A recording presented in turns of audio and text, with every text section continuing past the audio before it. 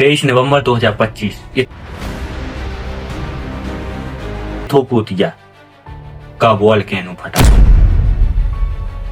ये इतना भयानक विस्फोट था कि वहां के आसपास के गांव में सुनाई दिया कोई बड़ा बम ब्लास्ट है, इतनी जोर से फटा था।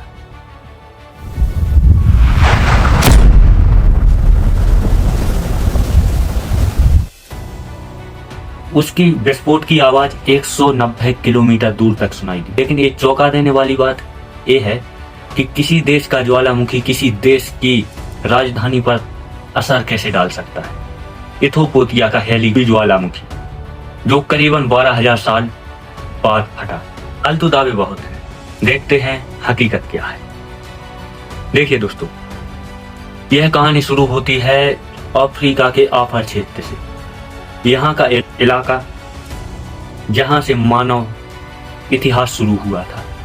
इसी जगह स्थित है हेलिगुब्बी वोल्केनो यानी ज्वालामुखी, जो लगभग 12,000 साल बाद पहली बार सक्रिय हुआ। सोचिए 12,000 साल, इतने समय में पूरी की पूरी सभ्यताएं बदल जाती हैं।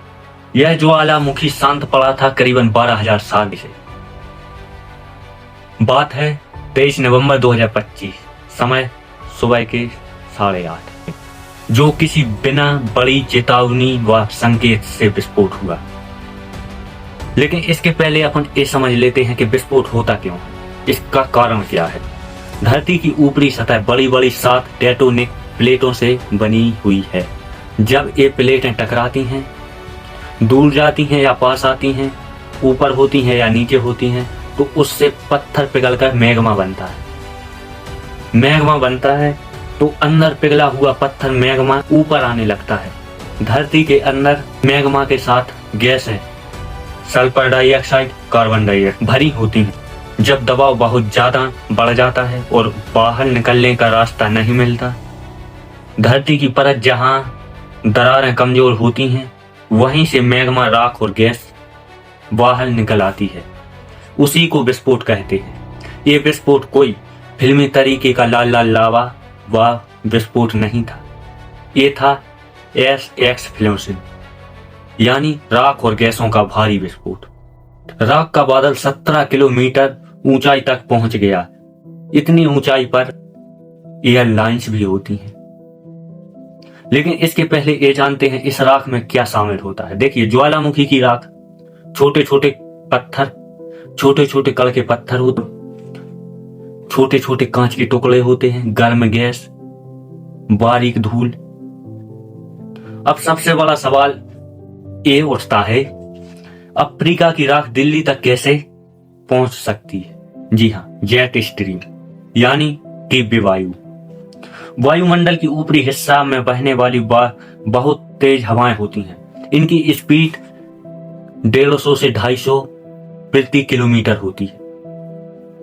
ये धरती के मौसम को कंट्रोल करती हैं, बारिश और तूफानों की दिशा तय करती हैं और कभी ज्वालामुखी की राख को भी हजारों किलोमीटर दूर ले जाती हैं।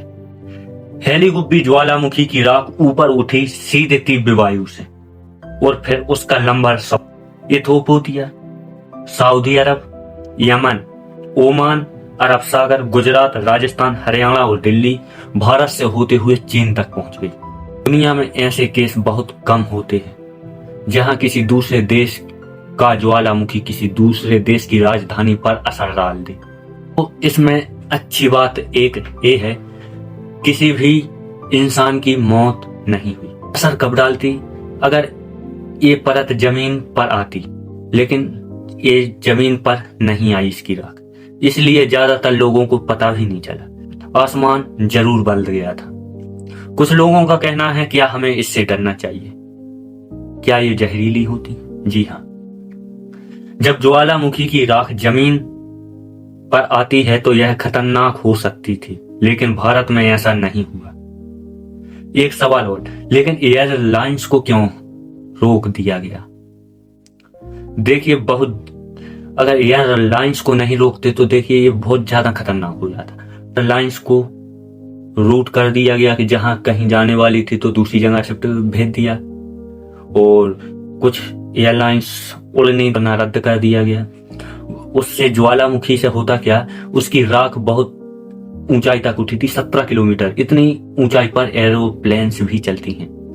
लेकिन इसमें एरोप्लेन्स में झटका ये भी होता, अगर एयरलाइंस को नहीं रोकते तो पत्थर के छोटे छोटे कांटे, बारीक धूल और गर्म गैस है, इससे क्या होता, सबसे पहले तो सेंसर चिपक जाता, इंजन बंद हो जाता, बिल्डिंग वो पिघल जाती।